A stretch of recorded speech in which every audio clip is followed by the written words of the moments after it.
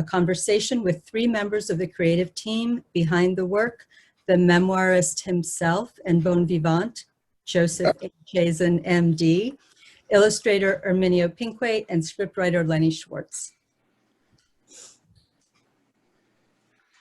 This evening's program will start with a screening of the short documentary film, The Making of Chazan, Unfiltered, by performance artist, visual artist, and filmmaker Richard Goulis. Many thanks to Richard. We are very grateful for your generously allowing us to use this documentary. A few technical notes. Closed captioning is available this evening. Please message me privately in the chat if you would like closed captioning, and I will provide it on screen with our speakers. This session is being recorded and will be uploaded to the library's website and archive so that others can have a chance to experience the presentation. If you do not want to be recorded at all, please turn off your camera or message me privately. During this presentation, I will be muting everyone's microphones and cameras. If you have questions, please send them via the chat window, and we will be monitoring it as we go. Just 3 more important bits of information before we get started. As a follow-up to tonight's program, tomorrow you will receive an evaluation form by email.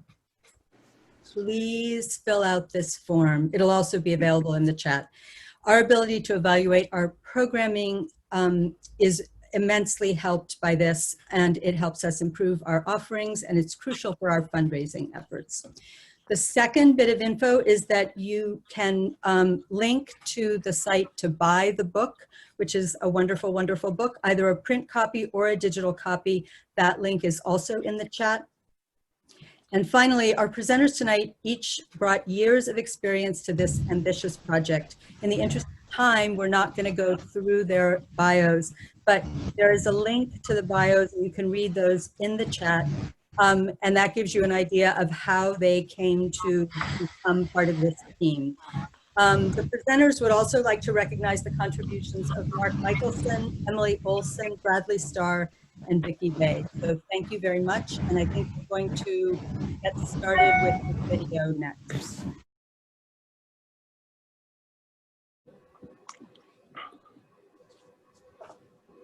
Okay, thank you again to everybody who's here. We have an enormous audience, which is great. It's very exciting. I wanted to start out with Joe just to ask a kind of general question about your relationship to art and artists. I know when the term collector is used, you don't like that. You don't like to be called a collector, because I think that there's a set of associations with art collector that don't feel like they're your experience with getting to know art and living with it, and getting to know artists and sharing their work. So to start out, how do you describe the role that art has played in your life, which really I think is the role that artists have played in your life? Can you talk a little bit about that? Yeah, well, I think I gave up on the notion that I'm not a collector. Oh, good. Especially after my collection got to be enormous, relatively. I got involved with artists when I went into the private practice of nephrology, and I was looking for other exposures. You know, in those days, taking care of people with end-stage renal disease, running dialysis units, trying to create a practice, dealing with a young family, was not without its stresses. And I was looking for a diversion. And I was introduced, I think by Diana Johnson, maybe, Deborah Johnson, people who were curators and directors of museums at the time, to a number of local artists. And I had a lot of kinship with them. They seemed to be swimming upstream just like me. They were trying to create things. They were not compromised. Their goals were pure. And I sort of felt that what I was trying to do in medicine was similar and not simple. And I could relate to them. here they were working alone in their studios. They would work quietly for a long time, and then they'd go out to the public and see what they thought. And there were a variety of people throughout Rhode Island who represented a vibrant community, just like it does now. So it was a diversion that became, in some ways, an obsession, but really what it was finding friends, making personal relationships. Some did better than others over the course of the 40 years. And many of them are here tonight. Good, welcome. It's wonderful. Lenny, I wanted to ask you, I know when you and Erminio and I talked, one of you told me, I think it was Erminio, that, and Erminio knew Joe, and then he was tasked with helping to find a scriptwriter. Right. And there was a set of prerequisites that you had to fulfill. Well, and it was, yeah. well, one of them, the one I want to ask you about was, or two, that you had experience writing comics and that you knew comic history. And Right. so when you heard that, you know, that was sort of part of the quest, what did that tell you about what this assignment was going to be? Yeah, I kind of went in, it was kind of blind almost, because I didn't know Joe. I knew Erminio. We knew each other from different things. But I think I got a text at work, and I was on my break, and I'm looking at it, and it says, "I've been looking for you." And then I was like, "Oh God, what would I do to Erminio?" And but then he went through it, and he said, "This is what we're looking for," kind of like not say prerequisites, but I write plays that are biographical. And he says he wanted biographical material, like that he knew somebody who was interested in doing a graphic novel. And Erminio had seen my play I did about Steve Ditko in November of 2018. He says, you know, you would be perfect for this. And so then that was one. And also, I guess, comic history, something, I mean, I've collected comics books since I was 7 years old. So, I mean, I've known comics. I got a paper out when I was 13 just to buy comics. that was my big thing.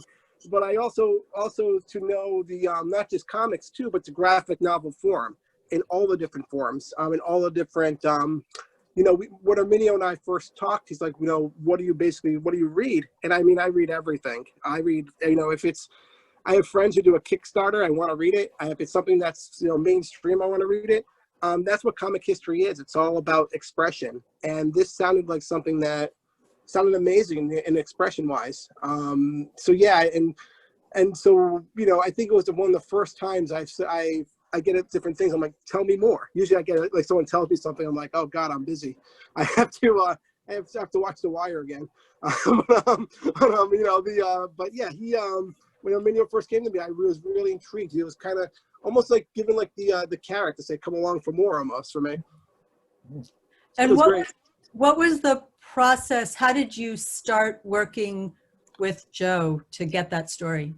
I had met with Vicky and Joe and Erminio on a Wednesday. And, you know, I think the agreement was that they would try to see what I could come up with and see if I could come up with something.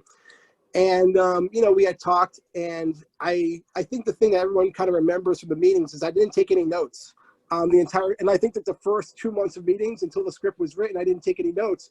I'd go and I'd lead the meeting and I'd write down the notes basically as like to see what I remembered and what was important to, you know, for the story.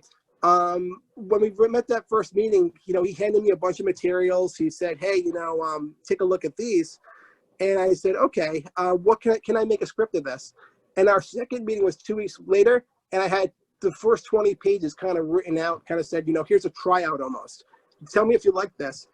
And it was very, in one sense, it was very scary because I only met them both once. So I didn't know how they would receive this. It was a very non-linear structure from the very beginning. And a lot of times when I hand people non-linear structures, they're like, oh, cool, we'll call you in a couple weeks or something. You know, but this time they were embracing that idea. And I said, I think the second meeting was when I knew exactly that this book could be amazing. Because both Vicky, both Joe, and Erminio were so open to new ideas, to have the idea of saying it doesn't have to be the same thing from start to finish. And so for me, that really gave me a lot of confidence to go forth and to kind of experiment and go forth from there. So I was that's kind of how the genesis started. And they would throw ideas about what they wanted into the book. And Erminio had ideas, like he had ideas of where he wanted to go. The biggest thing in the book for Erminio, I think from the beginning, was frogs. He said, you got to get frogs in there, toads. And I'm like, and I didn't know why he wanted that in there. He's like, well, yeah, I eventually understood where he was coming from.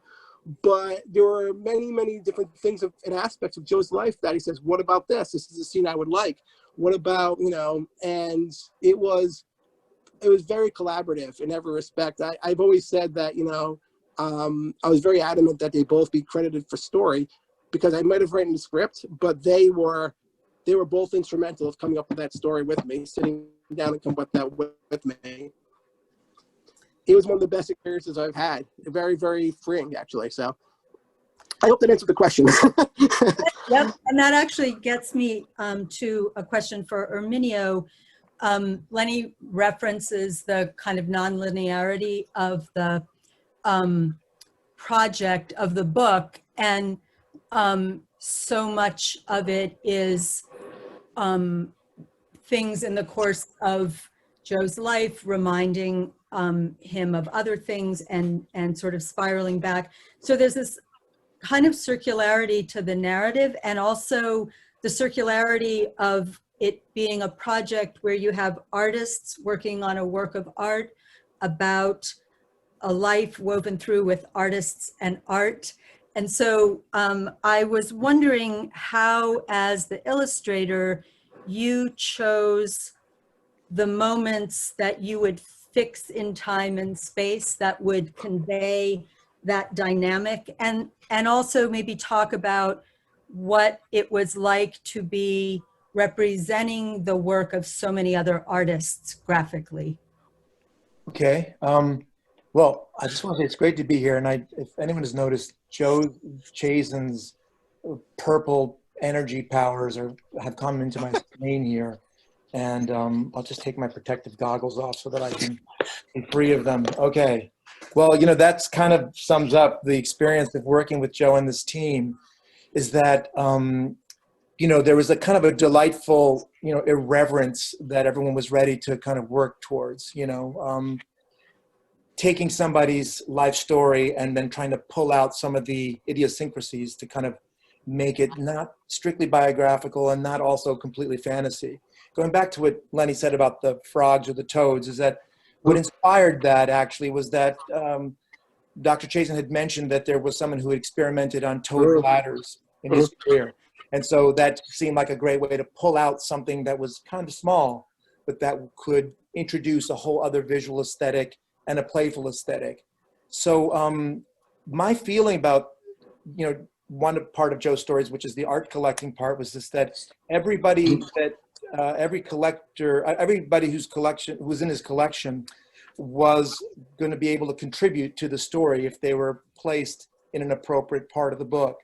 And so I looked through all of the archives that Candida had kind of cataloged, and just tried to look at each of them as if they were comic panels. What was the story in these artworks that were never intended to be part of Joe's book, but if I could find a way to justify bringing in another artist's piece, and especially the delightful kind of irreverence of taking a fine artist who may have worked, for a year on a canvas, and then to sort of put it and turn it into a comic panel in a graphic novel, I think was a way of sort of exalting the graphic novel medium, but at the same time, giving that artist a chance to be a comic book artist, And so that was what was great. It was like having a table full of ingredients and sorting through a collage.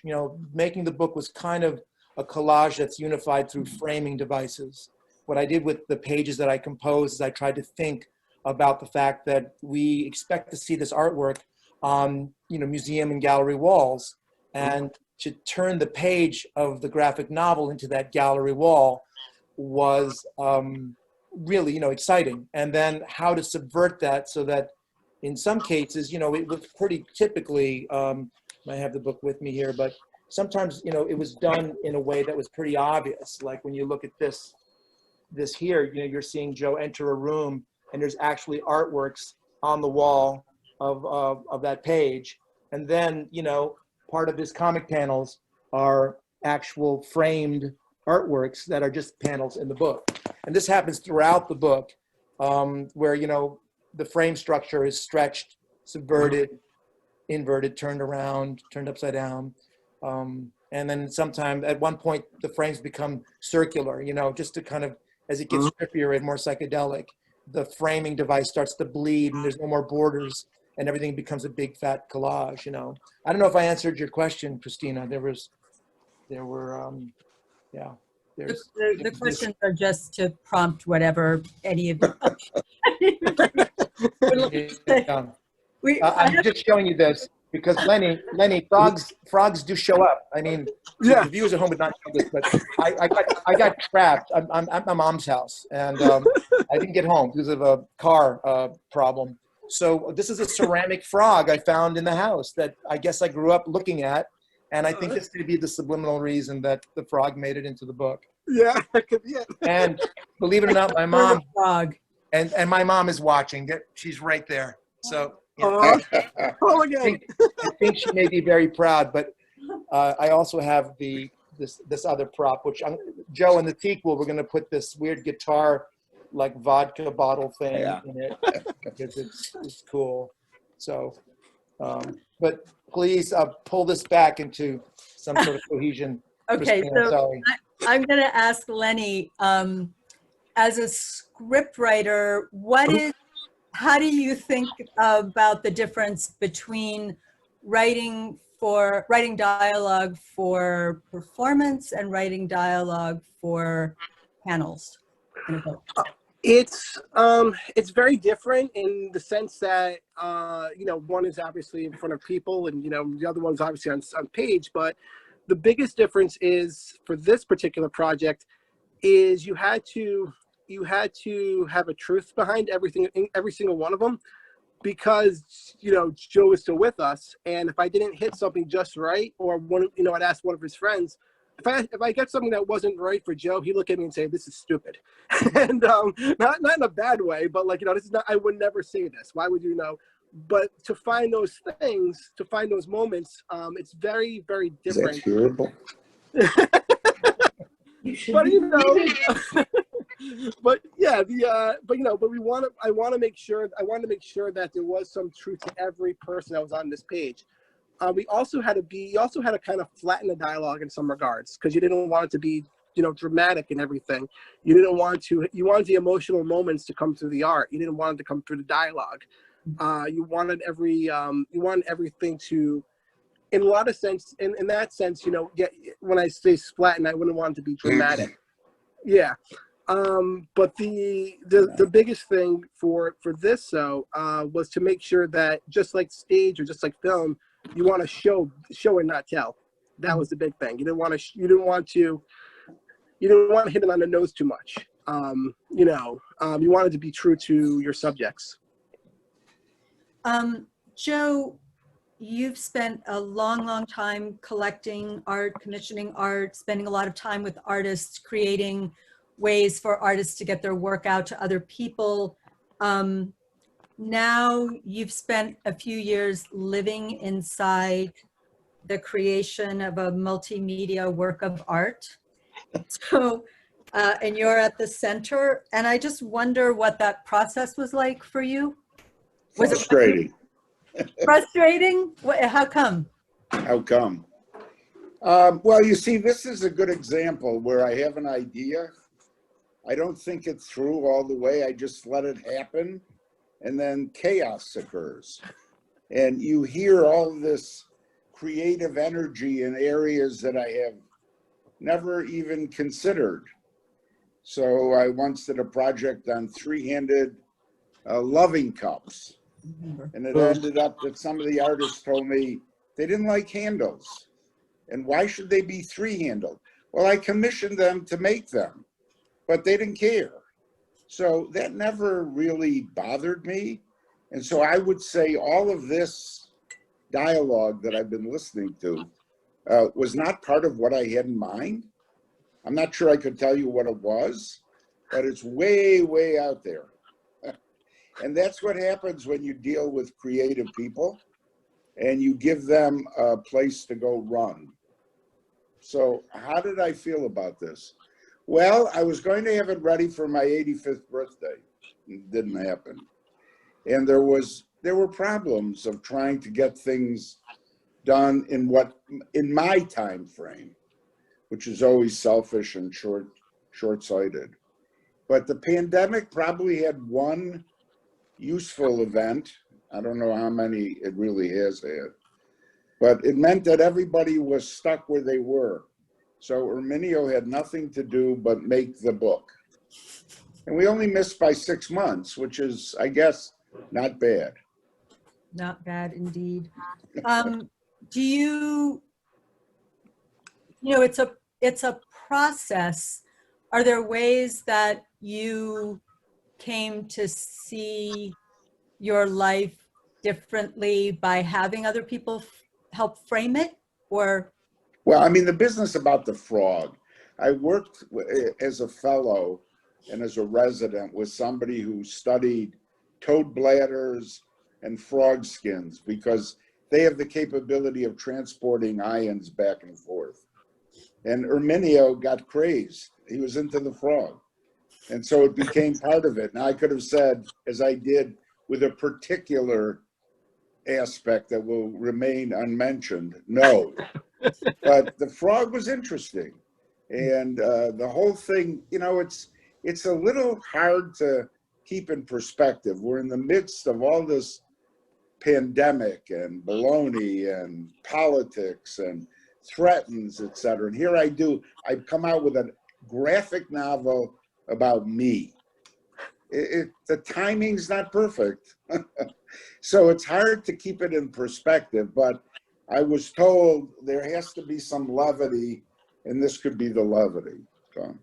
So thank you for the levity. It's been very, very enjoyable. It's a Erminio, diversion like the frog. it's a diversion. Erminio, I wanted to ask you, when we talked a few weeks ago, one of the things that you said was, and this ties to what Joe just said, it became important for it to be a work of art. We had to make more of it than he wanted.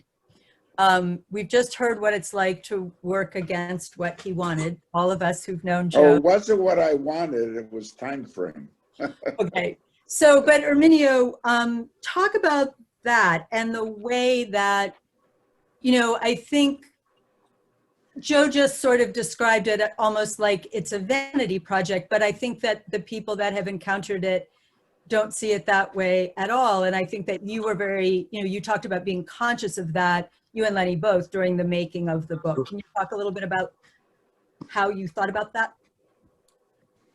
Well, I think that you know, Joe made his intent clear that he was pulling together, he wanted to pull together talent. And it seems Joe's relationship with his art collection, you know, I asked him about why he owns certain things, and sometimes the aesthetics were second to his relationship with the makers of the art. And I thought this was such a unique, you know, such a unique attitude to sort of connect with people and then to see what they're making and then to support that thing, because the artwork is an extension of themselves.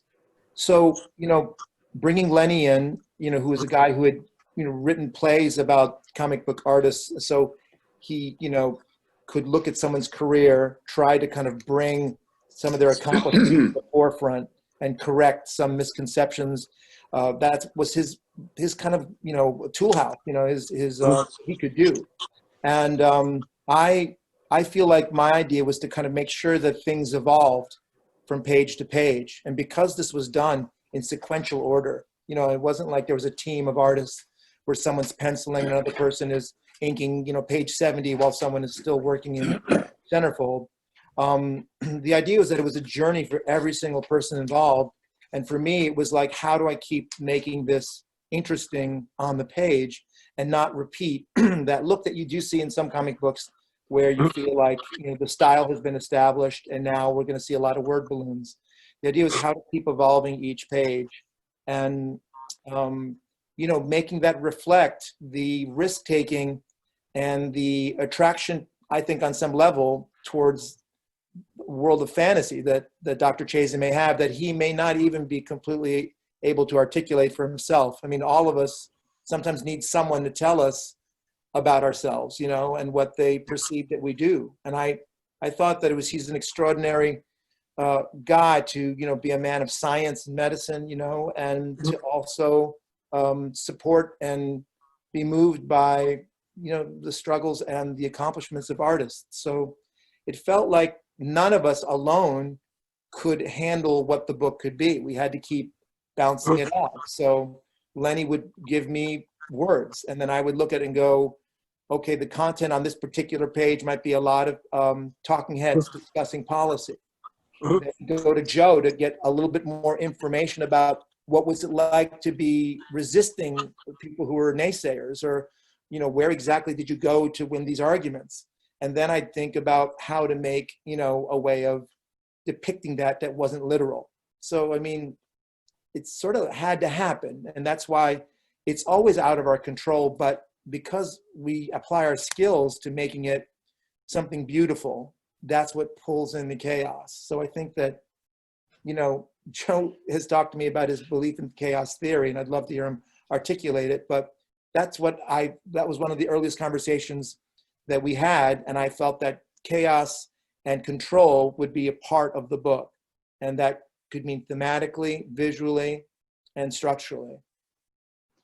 And what, I know we talked about this in our conversation also, that, as Joe referenced, you ended up, instead of spending the spring traveling all around as you usually do with Big Nazo, you were chained to your desk, working on these illustrations. But you also talked about how it was a stretch for you in a way that was really generative.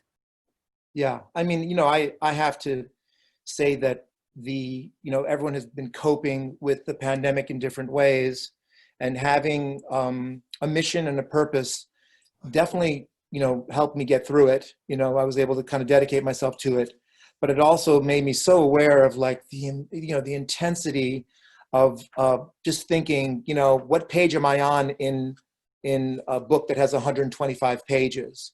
So, when you still have another 100 to go, there's this kind of like personal wall, that you meet each day with each page, and you have to find an enthusiasm and a reinvention that makes it worth going forward. So, it really pulled on all my discipline in my training as an illustrator. I studied illustration and filmmaking, but so it was always sequential, storyboarding, and I was into comic books as a kid, and what I do with Big Nazo is an extension of that fantasy world, kind of bringing that kind of chaos and control into the world. And so doing the book, I don't know, I feel like sometimes like the cover kind of speaks, to that kind of, you see the structure of the gallery frames, but then there's all the kind of transgression of those frames. So I just, like, here's a page where when it got to the historical history of AS220, it just felt like, that things could get so psychedelic and different because Joe was moving into kind of like another planet with that. So I would just find cues in the story and, just struggle to kind of continually push myself in my craft. And, that meant assembling tools and getting better pens. And I mean, every single detail, there was a lot of hours of work that went into it.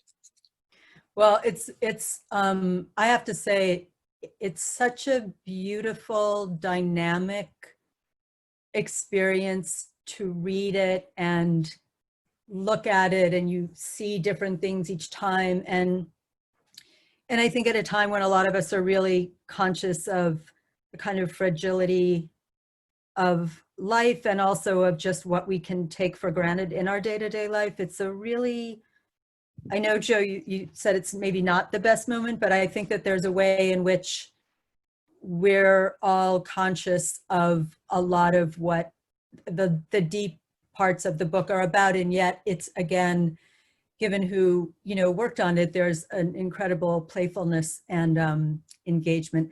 So I'm gonna open it up to. So let me just say yes. one thing. Yeah. Yes. So there are some parts of the book where I say to my grandson, I just go for it. And that is, and then someone said to me, my son, one of my son-in-laws said, well, that was just out of character. You don't just go for it without thinking about it. Well, the answer is, as I've thought more about both of their comments and my own approach, is that over time, and it really doesn't matter what the issue was, I would say, I'm going to do that. And we're going to find a way to have it happen. So I would tell the people I was working with, whether it was medicine or art or one of the foolish projects that I got involved with or whatever, I would say, okay, we're going to do it. Now let's figure out. So that brings me to the chaos theory, which, as you know, is that once you do something, the projection changes. So you can't have a plan. You have to be nimble and change with each event. And the example I use is Jurassic Park, where I learned about it, where they had decided there would be X number of dinosaurs because they didn't think they could reproduce. And that was the phenomenon. And they were told, you can't make conclusions like that, but they didn't listen to the chaos theory physicist.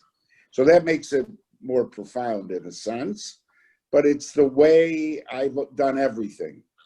So when it was time to do dialysis, which was mandatory in the community, and I was told by many, many people who needs it, it's too expensive, etc. And I saw patients traveling to Boston at 2:00 in the morning because there were no facilities here. I said, no. Then I dealt with bureaucrats and the hospital, whatever. Of course, I was younger, I had more energy, but I probably could do it again if I really wanted to. You have quite a bit of energy, but I would say that lesson also of seeing something and being able to see it in a new way, to be able to turn on a dime, and also, I just having known you for many years, not as many as many of the people on this call, but you have an ability to create a vision that it isn't like everybody around you just has to do your bidding. It creates a vision that other people become part of, and it's very meaningful to them, which I think you've heard. Yeah, well, when we started this, first it was Bradley and myself. So I told him, we're going to have lunch with this amazing illustrator, and we're going to tease him, and we're going to make him want this very much. So we had lunch with Erminio, and when we left, Bradley said to me, whoa.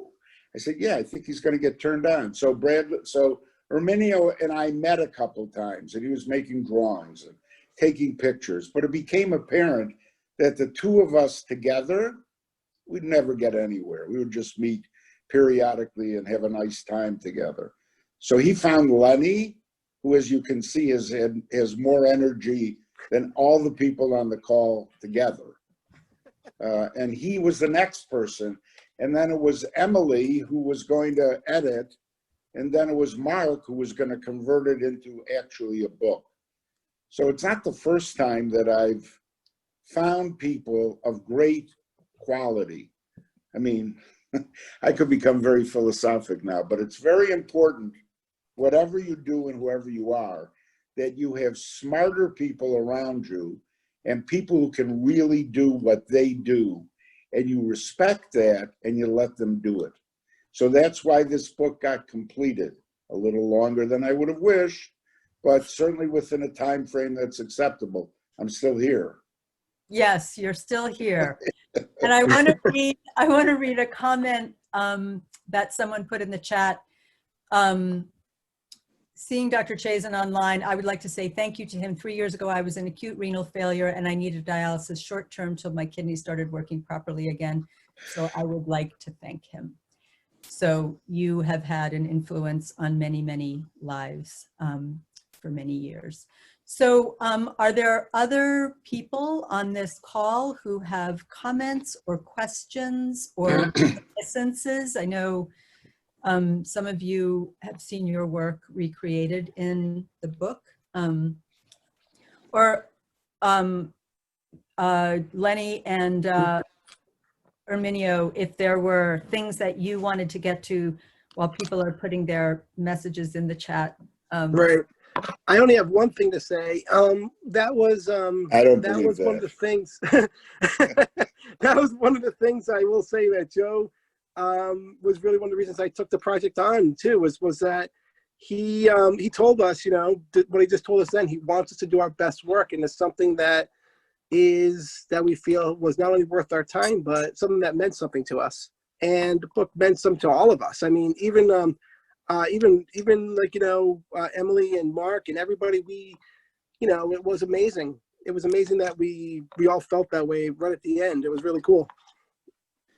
Yeah, and, you know, and sometimes we would pull out stories that I don't think, you know, Joe intended to expand upon, you know, because memory and life story is, for all of us, is really requires other people who were either there or who weren't there at all to ask you questions, you know. Right. And I think we serve that role by just saying, well, if you were, you know, working in Alabama during segregation, you know, what was that like?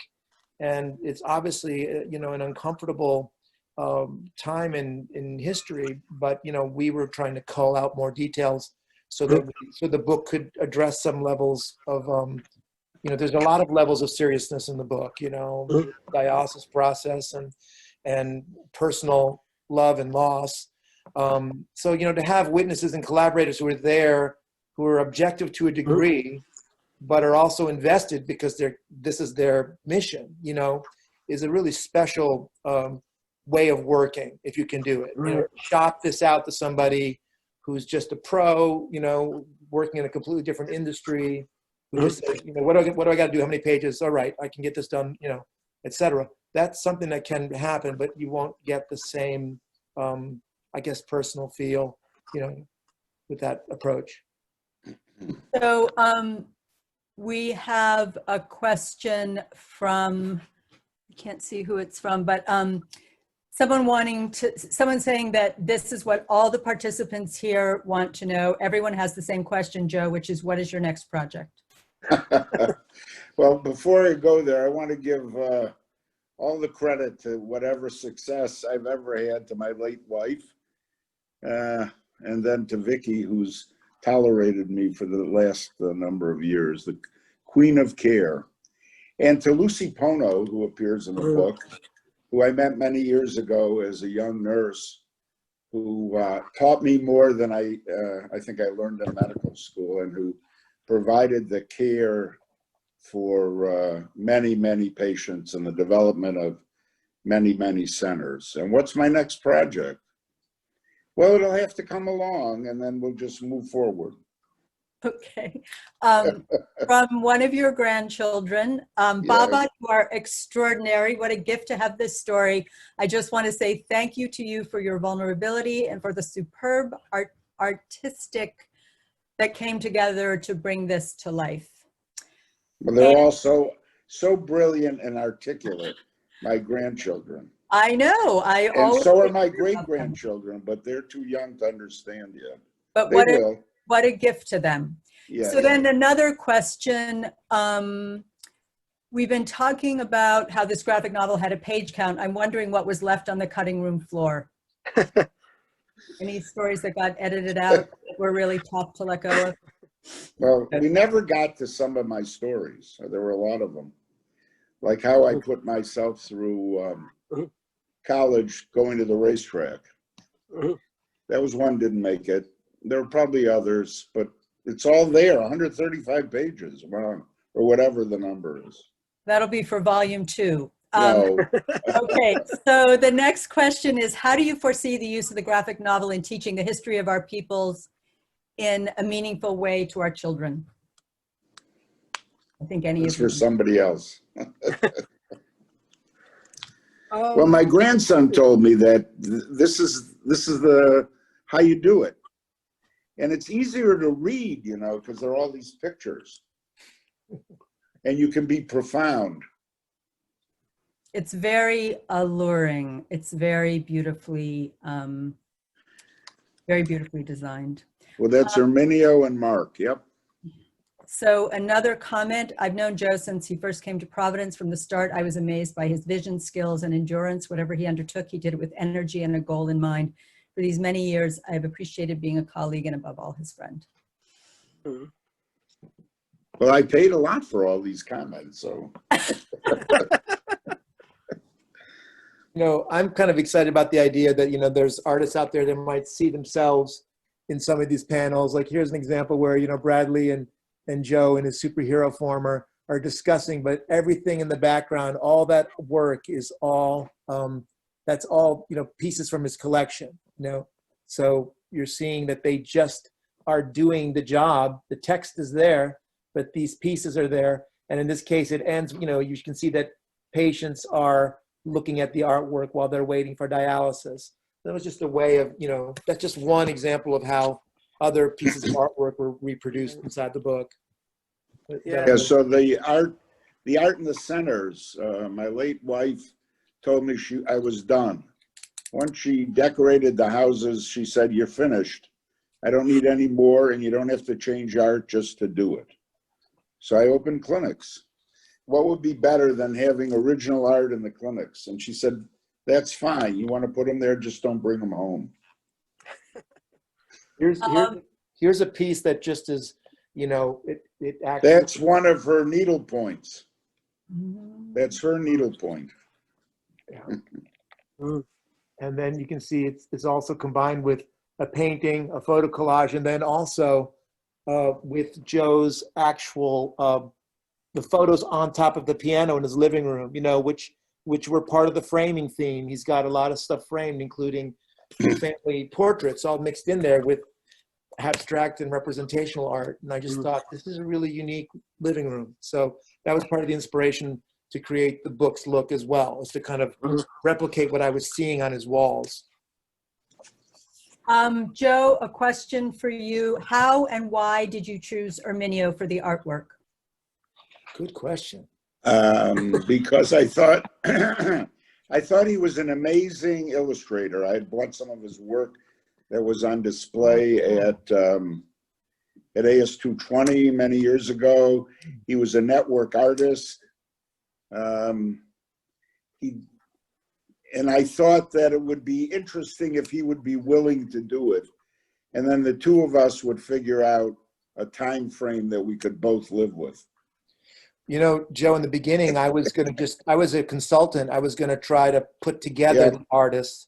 And my idea was to kind of, you know, just pencil out the structure and sort of an aesthetic that other artists who had the time could just then illustrate. So that was the vision, was to kind of pull together a team, and I would be kind of like an art director.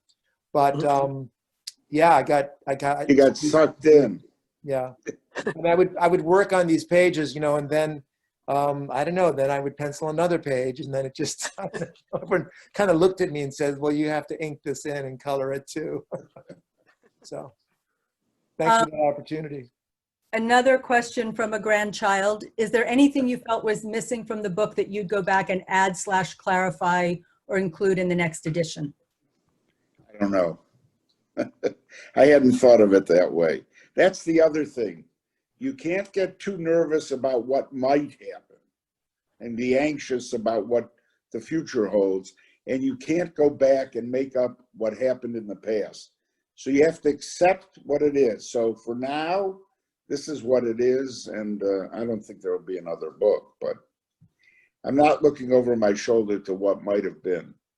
I don't know. Lenny and I were talking about maybe it starts with this Zoom thing, you know, and all the panels, the Zoom panels. And then everybody who's on here tonight will look at the recording and then illustrate you. And then, of course, we'll write all kinds of comments that never made, but were thought about. Of course, yeah. Yes. So here's another comment. Thank you, Dr. Chase, for supporting my work as a young artist. Whatever measure of success I've had whatever measure of success I've had. I owe to you and Deborah and Diana Johnson. You're the best. I'm here watching with my students from the University of Georgia. Oh my. Yeah, Joe and I just got to be friends again after many years. Well, that is one of the one of the nice things about having to do programs virtually is that we've had the experience Yes, of people that could not have ever been. that's true. And I'll tell you that my relationships, artists are not straightforward. I'm sure I'm not either. So I've had things that didn't work out perfectly, and now 40 years later, I'm closer or not so close, but I'm open for reevaluation on all fronts. That's a lesson for us all as well. Anybody else? Anything and any other philosophical notions that you would like to share with us? I got one. I have. I was going to say the question about the what can we get out of the book? One of the things Erminio and I discuss very often is that everybody has a story, and we were talking about that, and so it's like, this is Dr. Chazan's story, but every person has a story, and one of the things we thought about the graphic novel, what could it do for for different people? Maybe they would inspire them to write a story and do a graphic novel. I think that was one of the things we had talked about from the very beginning, actually. I think for like a year we talked about that. Maybe someone would look at it and say, hey, I can do this, that might be, do some sort of art. That's something that we've always discussed about. I'm so glad you brought that up, Lenny, because you're Yeah. right. That's one of the main desires for us all is that, the idea of a graphic novel of this quality being developed with this much input, and it not being about a well-known superhero character, Right. or the work of a well-known writer, or a film project, but for it to just be an independent person's story. Right. If that could get some recognition and some love from an audience out there, we think it achieves the ulterior purpose of all this, which is to inspire others to think about their own lives and how they absolutely qualify. Everyone has a story that can be assembled and shared, and we all do in our own ways. It might just be story time at a family picnic or something, but the idea of listing family members or friends or people in the community to celebrate someone in that community, whether they're spearheading it or not, I think would be a welcome addition to the shelves, in comic book shops and bookstores. Maybe we need to do the library needs to do some kind of a workshop process. I don't know. We should talk about this.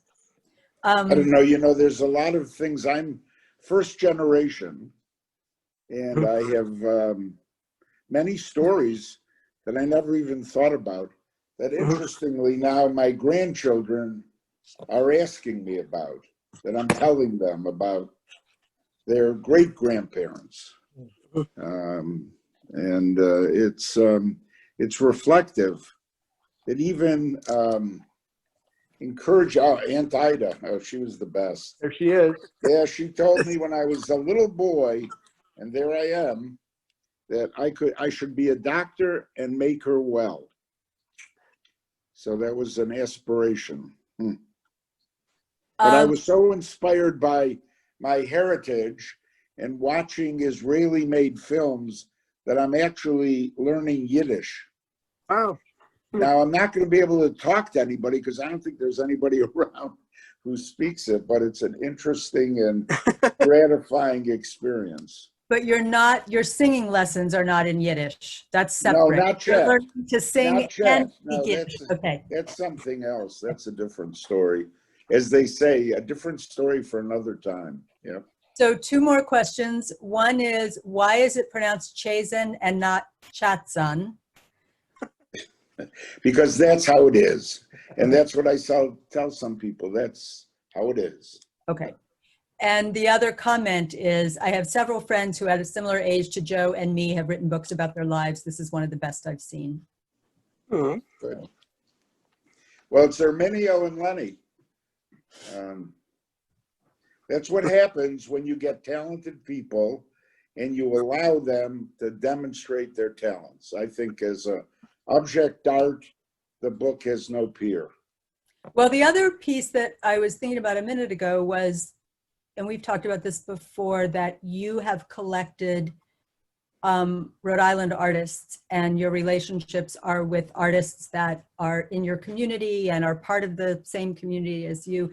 And one of the other things that you wanted when you were looking for a writer was for it to be somebody who was local. And so that idea of it being a relationship and not, as Erminio was saying, you know, you just farm it out to somebody who does this and there's no, you know, you send them a few things to get them started, but there's no real sense of that. So, oh, here's a question from a grandchild.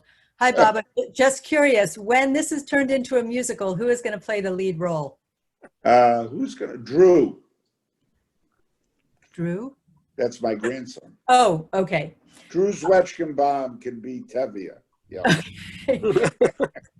Somebody else just said there was at one time a Yiddish language group at the Providence Jewish Alliance. So Thank you. when you need to practice.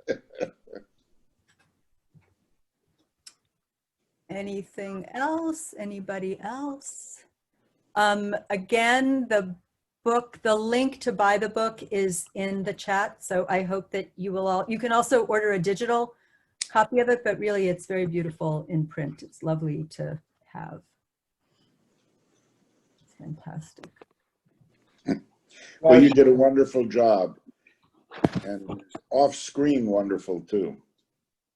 I was just showing some images of from Joe's Networks collection. So all these artists that have been, you know, depicted and honored in his in the videos that Joe and ASP20 compiled with Richard's help, you know, are all in this book, and we feel like it's a tribute to them as well. Are the networks, how do people see the networks videos? I think it's on Vimeo, Okay. and it's actually on a Waterfire website. Okay. And I still have catalogs from virtually every year. If anybody wants one, all you have to do is ask. It's an amazing series and a huge gift to the community. And Richard, what Yeah. else are we going to do? You may have stimulated me to think of some. I actually have a couple of things I'm thinking about. That does not surprise me at all.